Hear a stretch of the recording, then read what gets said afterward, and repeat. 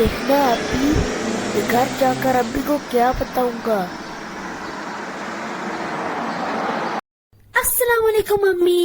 وعلیکم السلام، کیا حال ہے میرے پیارے بیٹے کا؟ ٹھیک ہوں الحمدللہ۔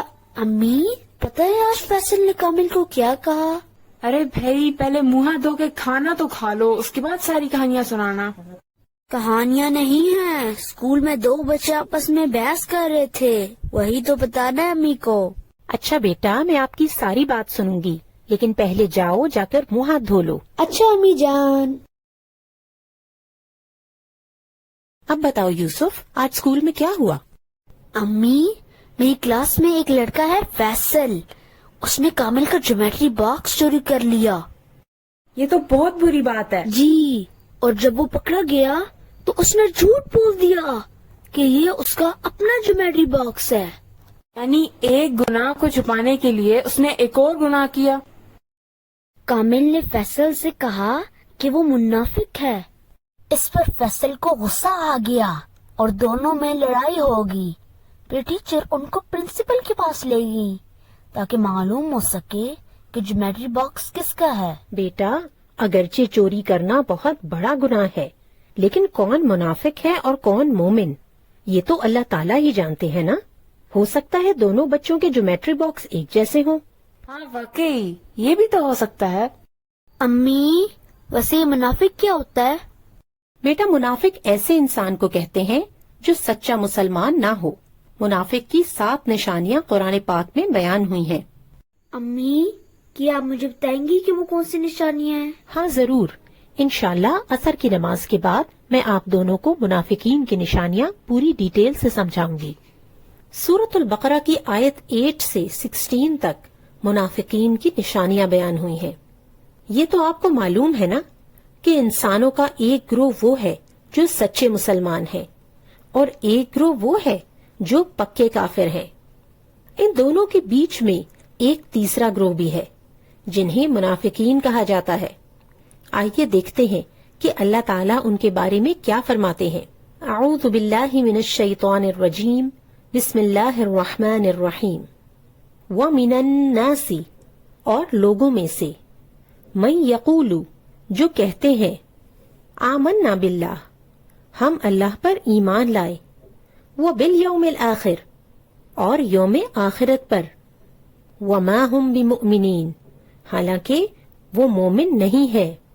اس آیت میں ایسے لوگوں کے بارے میں بتایا جا رہا ہے جو خود کو مومن کہتے ہیں لیکن حقیقت میں وہ مومن نہیں ہے۔ یہ تو آپ کو معلوم ہے نا کہ نبی صلی اللہ علیہ وسلم جب مکہ میں تھے تو مسلمانوں پر بہت ظلم ہوتے تھے، اس لیے وہاں کوئی کافر ایمان کا جھوٹا دعویٰ کرنے کے بارے میں سوچ بھی نہیں سکتا تھا۔ وہاں تو ایمان کے بہت سخت امتحان ہوتے تھے، وہاں صرف سچے اور مخلص مسلمان تھے۔ لیکن جب مسلمان مدینہ آئے تو وہاں بعض ایسے لوگ بھی اسلام میں داخل ہونے لگے جن کا مقصد صرف دنیاوی فائدے چاہنا تھا، اور کسی بھی آزمائش کے وقت وہ پیچھے ہو جاتے۔ انہی کے بارے میں اللہ تعالیٰ فرما رہے ہیں کہ وہ لوگ کہتے تو ہیں کہ وہ ایمان لائے لیکن دراصل وہ ایمان والے نہیں ہیں۔ اسے نفاق یا ہپوکریسی کہا جاتا ہے۔ اگلی آیات میں اللہ تعالیٰ ان کی مزید نشانیاں بتا رہے ہیں۔ یخادعون اللہ، وہ دھوکہ دیتے ہیں اللہ کو، والذین آمنوا، اور ایمان والوں کو۔ یہ ہے منافقین کی پہلی نشانی، یعنی دھوکہ دینا۔ وما یخدعون الا انفسہم، اور وہ صرف اپنے آپ کو ہی دھوکہ دے رہے ہیں، کیونکہ اللہ سبحانہ و تعالیٰ کو تو نعوذ باللہ کوئی دھوکہ نہیں دے سکتا۔ اللہ تعالیٰ تو سب کے دلوں کا حال جانتے ہیں۔ وما یشعرون، اور وہ شعور نہیں رکھتے۔ یہ منافقین کی دوسری نشانی ہے کہ وہ عقل نہیں رکھتے، ان میں سینس نہیں ہوتی، وہ نہیں جانتے کہ جو کام وہ کر رہے ہیں اس کا کیا نتیجہ نکلنے والا ہے۔ فی قلوبہم مرض، ان کے دلوں میں ایک بیماری ہے۔ کون سی بیماری؟ نفاق کی بیماری، ہپوکریسی کی بیماری، یعنی وہ جیسے اوپر سے نظر آتے ہیں ویسے وہ اندر سے نہیں ہیں۔ فزادہم اللہ مرضا، تو اللہ نے ان کی بیماری اور بڑھا دی، یعنی سزا کے طور پر اللہ تعالیٰ نے انہیں اور ڈھیل دے دی، اور وہ اپنی منافقت میں اور آگے بڑھتے چلے گئے۔ وَلَهُمْ عَذَابٌ علیم، اور ان کے لیے دردناک عذاب ہے، بما كانوا یکذبون، کیونکہ وہ جھوٹ بولتے تھے، یعنی جھوٹ بولنے کی وجہ سے ان کے لیے دکھ دینے والا عذاب ہے۔ اس آیت میں ایک تو منافقین کا انجام معلوم ہو رہا ہے، یعنی دکھ دینے والا عذاب، جیسا کہ قرآن پاک میں ایک اور جگہ اللہ تعالیٰ نے فرمایا ہے، ان المنافقین فی الدرک الاسفل من النار، منافق جہنم کے سب سے نچلے گڑھے میں ہوں گے۔ آپ کو معلوم ہے نا کہ جہنم کے 7 درجے ہیں اور منافقین ان میں سب سے نچلے گڑھے میں ہوں گے، اور منافقت کی سب سے بڑی نشانی ہے جھوٹ بولنا۔ منافق انسان جھوٹ بول کر اپنی تمام بری عادات کو چھپانا چاہتا ہے۔ اگرچہ یہ آیات مدینہ کے منافقین کے بارے میں ہیں اور ان کی تمام نشانیاں یہاں بیان ہوئی ہیں، لیکن قرآن پاک قیامت تک کے لیے ہے۔ اللہ تعالیٰ ہمیں یہ نشانیاں اس لیے بتا رہے ہیں تاکہ ہم اپنا جائزہ لیں۔ بچوں، کیا آپ بتا سکتے ہیں کہ کیا آج کے مسلمانوں میں آپ کو یہ نشانیاں نظر آتی ہیں؟ امی جان، جھوٹ اور دھوکہ تو ہمارے معاشرے میں بہت عام ہے۔ جب دودھ والا دودھ میں پانی ملاتا ہے تو وہ دھوکہ دے رہا ہوتا ہے۔ امی جان، بہت سے دکاندار اپنا مال بیچنے کے لیے جھوٹ بول دیتے ہیں۔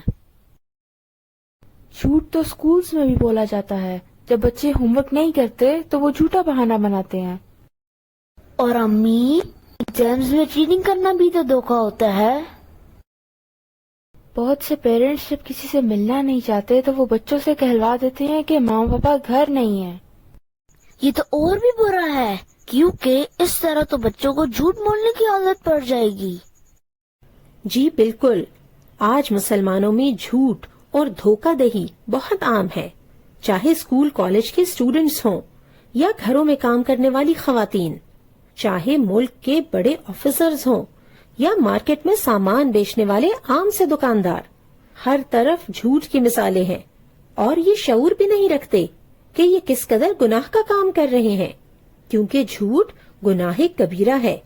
آپ سوچیں کہ اگر ایک انسان ایک دن میں صرف ایک جھوٹ بولے تو سال کے 365 جھوٹ ہوں گے، اور اگر 50 سال کے جھوٹ کا حساب لگایا جائے تو 18,250 جھوٹ بنتے ہیں، یعنی اتنے زیادہ گناہ کبیرہ جو فرشتے نوٹ کر رہے ہیں، اور قیامت کے دن ان سب کا حساب دینا ہوگا۔ اف خدایا، میں تو کبھی جھوٹ نہیں بولوں گا۔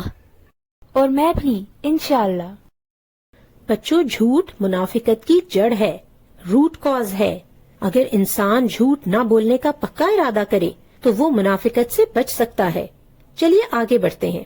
وَإِذَا قِيلَ لَهُمْ، اور جب ان سے کہا جاتا ہے لا تفسدوا فی الارض، زمین میں فساد نہ کرو، قالوا، وہ کہتے ہیں انما نحن مصلحون، ہم تو اصلاح کرنے والے ہیں، الا، خبردار، انہم هم المفسدون، بے شک وہ وہی مفسد ہیں، یعنی وہی فساد کرنے والے ہیں، ولکن لا یشعرون، لیکن وہ شعور نہیں رکھتے۔ ان آیات میں منافقین کی ایک اور نشانی کا ذکر کیا گیا ہے، اور وہ ہے فساد کرنا۔ مدینہ کے منافقین مسلمانوں کو نقصان پہنچانے کی کوشش کرتے تھے۔ جب مسلمانوں کو مال و دولت اور دنیا کے فائدے ملتے تو ان کے ساتھ ہو جاتے، اور جب مشکل آتی تو الگ ہو جاتے، لیکن وہ شعور نہیں رکھتے تھے کہ ان کے اس عمل کا کیا نتیجہ نکلے گا۔ بالکل اسی طرح آج بھی بعض ایسے مسلمان موجود ہیں جنہیں اسلام کی وجہ سے اگر دنیا کا فائدہ ملے تو وہ اس کے ساتھ ہو جاتے ہیں، لیکن اگر اسلام کی وجہ سے انہیں کوئی قربانی کرنی پڑے یا اپنی مرضی چھوڑنی پڑے یا کوئی مشکل اٹھانی پڑے تو پھر وہ اسلام سے دور ہو جاتے ہیں۔ اور جب آج کے مسلمان دھوکہ دیتے ہیں، جھوٹ بولتے ہیں، فساد کرتے ہیں تو انہیں شعور نہیں ہوتا، احساس نہیں ہوتا کہ قیامت کے دن ان تمام اعمال کا حساب دینا ہوگا۔ وَإِذَا قِيلَ لَهُمْ، اور جب ان سے کہا جاتا ہے آمنو، کہ ایمان لے آؤ، کما آمن الناس، جیسا کہ لوگ ایمان لائے ہیں۔ یہاں لوگوں سے مراد صحابہ کرام ہیں، یعنی جب مدینہ کے منافقین سے کہا جاتا تھا کہ تم بھی ایسے ایمان لاؤ جیسا کہ صحابہ کرام ایمان لائے ہیں، قالو، وہ کہتے انؤمنو، کیا ہم ایمان لائے؟ کما آمن السفہاء، جیسے بے وقوف ایمان لائے ہیں؟ نعوذ باللہ، ان کو مہاجرین اور انصار بے وقوف لگتے تھے، کیونکہ انہوں نے اللہ کے دین کی خاطر اپنا گھر، وطن، کاروبار سب کچھ چھوڑ دیا تھا۔ وہ ہر کام اللہ کی مرضی سے کرتے تھے اور دین کی خاطر وہ بڑی سے بڑی قربانی دینے کے لیے تیار ہو جاتے تھے، کیونکہ منافقین کے نزدیک دنیا کے فائدے کو چھوڑ کر، اپنے دل کی مرضی کو چھوڑ کر اللہ کے حکم پر عمل کرنا بے وقوفی تھی۔ اس لیے سچے مسلمان انہیں بے وقوف لگتے تھے۔ اللہ تعالیٰ فرماتے ہیں، الا، خبردار، انہم ہم السفہاء، بے شک وہی بے وقوف ہیں، ولکن لا یعلمون، لیکن وہ جانتے نہیں ہیں، وہ علم نہیں رکھتے۔ اور یہ منافقین کی اگلی کیریکٹرسٹک ہے، علم نہ رکھنا۔ یعنی مدینہ کے منافقین یہ نہیں جانتے تھے کہ اگر صحابہ کرام اسلام کی خاطر قربانیاں دے رہے ہیں تو انہیں اس کے بدلے میں جنت اور اللہ کی رضا مل رہی ہے اور اللہ تعالیٰ ان سے خوش ہو رہے ہیں، جبکہ وہ یہ سمجھتے تھے کہ اگر کسی کام کو کرنے سے دنیا کا نقصان ہو رہا ہے تو یہ بے وقوفی ہے۔ اگر ہم آج کے مسلمانوں کو دیکھیں تو کیا مسلمان دین کا علم رکھتے ہیں؟ اللہ تعالیٰ نے دین کے علم کے 2 سورسز ہمیں دیے ہیں، قرآن اور حدیث۔ آپ اپنے ساتھ رہنے والے 10 لوگوں سے سوال کر سکتے ہیں، کیا وہ قرآن پاک کا ہر لفظ سمجھ کر پڑھ چکے ہیں؟ اور کیا انہوں نے حدیث کی کوئی کتاب سٹڈی کی ہے؟ تو ہمیں اس کا جواب مل جائے گا کہ مسلمان کتنا علم رکھتے ہیں۔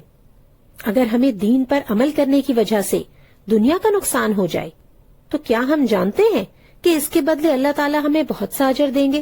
امی جان، دین پر عمل کرنے سے دنیا کا نقصان کس طرح ہوتا ہے؟ مثلاً آپ ایگزام میں چیٹنگ نہیں کرتے، ہو سکتا ہے کہ آپ کو کوئی سوال نہ آتا ہو اور اس کے مارکس کٹ جائیں۔ اگر ایک سیلز مین چیز کو بیچتے وقت اس کی خوبیوں کے ساتھ ساتھ اس کی خامیاں بھی بتاتا ہے تو ہو سکتا ہے کہ کسٹمر اسے نہ خریدے، اس طرح اس کا نقصان ہو سکتا ہے۔ اسی طرح اگر کوئی آفیسر رشوت لے کر کوئی غلط کام نہیں کرتا تو اس طرح بہت سے پیسے جو اسے ملنے تھے وہ ان سے محروم ہو جائے گا اور اس طرح اس کی دنیا کا نقصان ہوگا۔ لیکن جنت میں اللہ تعالیٰ اس کو بہت کچھ دیں گے۔ جی بالکل، اور جنت کی چیزیں تو ہمیشہ رہنے والی ہیں، جبکہ دنیا کی چیزیں ختم ہو جائیں گی۔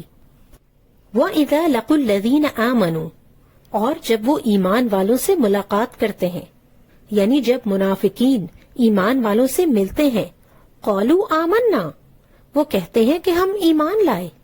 وَإِذَا خَلَوْا إِلَى شَيَاطِينِهِمْ، اور جب وہ اپنے شیطانوں کے پاس اکیلے ہوتے ہیں، یعنی جب وہ کافروں اور ان کے سرداروں کے پاس ہوتے ہیں، قَالُوا، وہ کہتے ہیں، اِنَّا مَعَكُمْ، ہم تو تمہارے ساتھ ہیں، انما نحن مستہزئون، ہم تو مذاق کر رہے ہیں، یعنی ہم تو مسلمانوں سے صرف مذاق کر رہے ہیں، اصل میں تو ہم تمہارے ساتھ ہیں، ہم تو مسلمانوں کے پاس جسٹ فار فن جاتے ہیں، ہم تو ان سے پرینک کر رہے ہیں، ہم سچ مچ میں تو ایمان نہیں لائے ہیں۔ بچوں، مذاق اڑانا اور وہ بھی ایمان والوں کا، یہ کس کی صفت ہے؟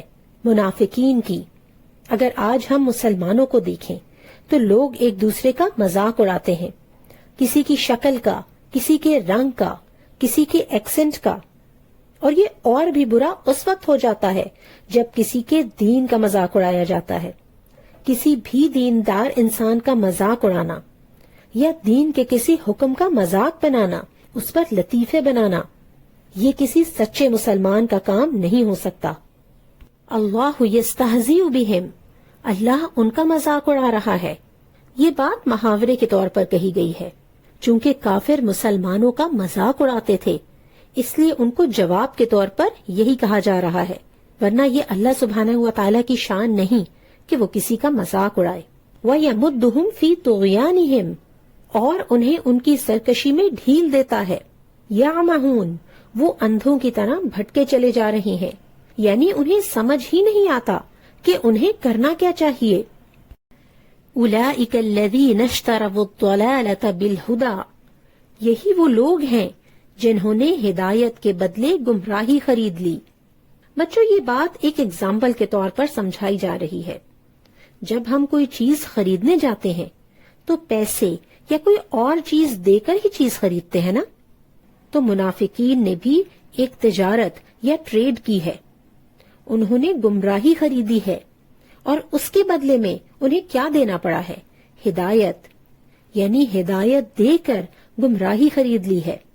فما ربحت تجارتهم، ان کی یہ تجارت، ان کی یہ ٹریڈ بالکل بھی سکسیسفل نہیں ہوئی. اور ان کا انجام کیا ہوگا؟ وما كانوا مہتدین، وہ ہدایت پانے والے نہیں ہیں. تو یہ ہے منافقین کی 7 علامات اور ان کا انجام. اب ہمارا کام یہ ہے کہ ہم اپنے آپ کو اینالائز کریں، اور اگر منافقین کی کوئی بھی عادت ہمارے اندر ہے تو اسے نکال باہر کریں تاکہ ہم سچے مومن بن سکیں. اس کے بعد اللہ سبحانہ و تعالیٰ نے منافقین کی 2 کیٹیگریز 2 ایگزامپلز کے ساتھ سمجھائی ہیں. اب آپ دونوں اپنا ہوم ورک کریں. انشاءاللہ کل ہم اگلی آیات پڑھیں گے. السلام علیکم ورحمۃ اللہ وبرکاتہ. وعلیکم السلام ورحمۃ اللہ وبرکاتہ.